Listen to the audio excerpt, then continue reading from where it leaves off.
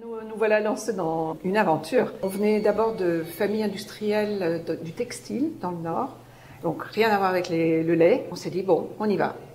Jean-là m'avait dit, écoute, t'inquiète pas, je te trouve des professeurs pour faire du yaourt, pour faire des fromages. Le premier qui est venu pour le fromage blanc et pour le yaourt, et qui m'a donc donné les rudiments de cette industrie laitière. Et on a donc construit un petit bâtiment dans le fond de notre jardin. Et c'est là qu'on a commencé à faire du yaourt et du fromage blanc. C'est parti comme ça. Puis un beau jour, Jean-là est entré, il m'a dit, écoute, tu sais, il va y avoir interdiction d'importer les fromages de France maintenant. Donc il faut que tu t'y mettes aussi. Je dis, bon, les yaourts et le fromage blanc, c'était quand même plus simple parce que commencer à me lancer dans des différentes productions de fromage, c'est pas des fromages qu'on fabrique aujourd'hui et qu'on vend demain, c'est pas des fromages frais, ce sont des fromages affinés dans un pays tropical.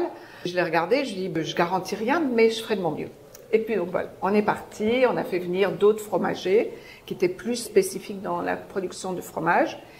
Et ce monsieur, Gilbert Brenet, a été mon mentor pendant 4-5 ans. Gilbert Brenet était à l'agro-industrie française ce qu'était Trigano au tourisme. C'était le très très grand maître fromager en France. Et quand on était le voir, alors c'était notre surprise, il est enthousiasmé tout de suite. Donc il est venu au début un mois.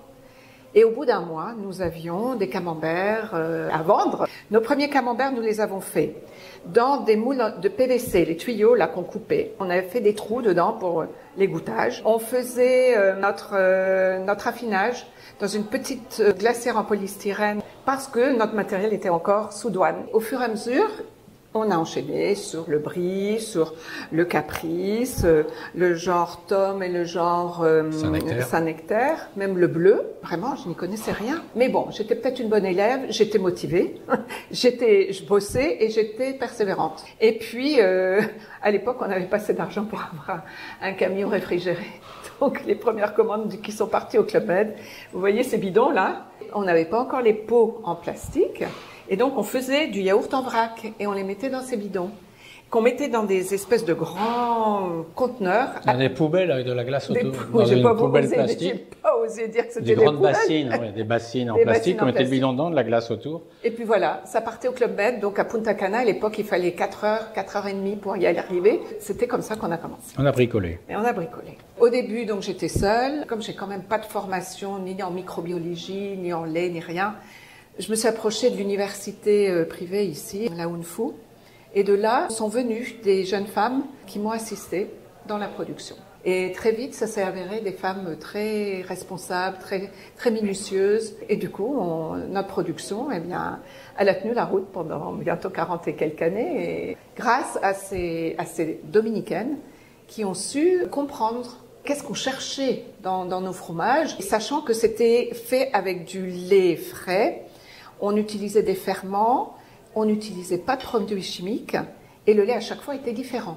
Donc il fallait vraiment suivre toute la microbiologie, les développements de l'acidité, le pH, tout ça. On a réussi quand même à faire des bons produits qui aujourd'hui encore sont vendus un peu partout. Et on a eu beaucoup de chance parce que on a grandi avec toutes les erreurs qu'on a pu faire sur notre parcours, mais qu'on a réussi à surmonter grâce à l'aide de tous nos fromagers en France. Eh bien, on a grandi avec le tourisme.